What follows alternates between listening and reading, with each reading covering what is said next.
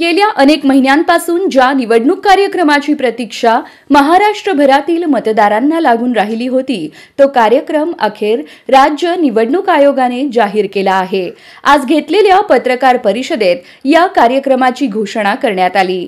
त्यानुसार पहिल्या टप्प्यात राज्यभरात नगर परिषद व नगर पंचायतीसाठी निवडणूक होईल, तर दुसऱ्या टप्प्यात जिल्हा परिषद व महानगरपालिकांसाठीच्या कार्यक्रमाची घोषणा केली जाईल।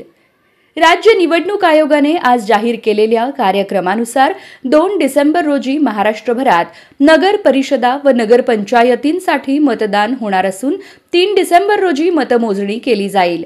10 डिसेंबर रोजी या निवडणुकांचे निकाल जाहीर केले जातील। राज्यभरातील 246 नगर परिषदा व 42 नगरपंचायतींच्या सार्वत्रिक निवडणुका घेतल्या जाणार आहेत। यामधून 6,849 सदस्यांची व 288 अध्यक्षांची निवड होणार आहे।